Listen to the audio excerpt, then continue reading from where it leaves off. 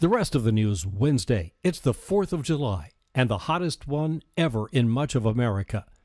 Celebration number 236 of the Declaration of Independence, written by Thomas Jefferson. Always the smartest man in the room and someone everybody's still trying to figure out. Here's a quote. I hope we shall crush in its birth the aristocracy of our moneyed corporations, which dare already to challenge our government to a trial by strength and bid defiance to the laws of our country. Kind of like stuff you see on Facebook 236 years later. Stephen Foster was born on the 4th of July, the year 1826. He wrote a ton of stuff. Beautiful Dreamer, Hard Times, Come Again No More, Old Folks at Home, a.k.a. Swanee River, and Oh, Susanna, most recently covered by Neil Young and Crazy Horse.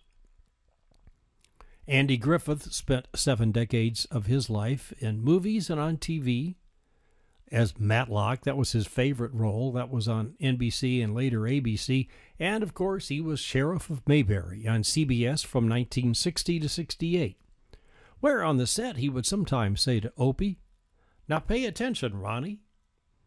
In 2008, Ron Howard and Andy Griffith teamed up again to do a political ad widely credited for helping Barack Obama carry North Carolina. Andy Griffith was a Democrat, and he did an ad in 2010 supporting Obamacare. Pretty much everybody liked him except Rush Limbaugh. Andy Griffith was 86 when he took his last breath yesterday morning at 7, and he was buried in the ground of Roanoke Island before noon. Looks like those scientists at the big CERN atom smasher beneath the French-Swiss border have finally found the footprint of the Higgs subatomic particle, a tiny little thing that makes stuff. Everything, really. Stars, planets, refrigerators.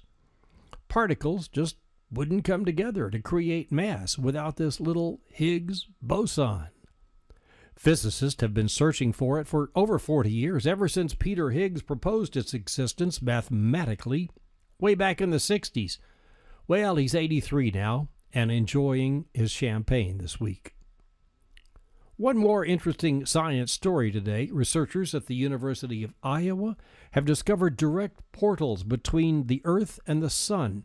These are passageways that open occasionally, sometimes briefly, sometimes for a pretty long time, several days.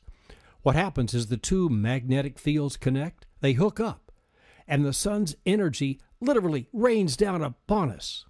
You can feel the power. Craigslist Joe opens at a theater near you August 3rd. It's a true story about a guy named Joe who traveled for a month with only a laptop, cell phone, and a toothbrush, living entirely off Craigslist. Joe went looking for America, finding shelter, all his food, rides from California to New York, some odd jobs, all on Craigslist.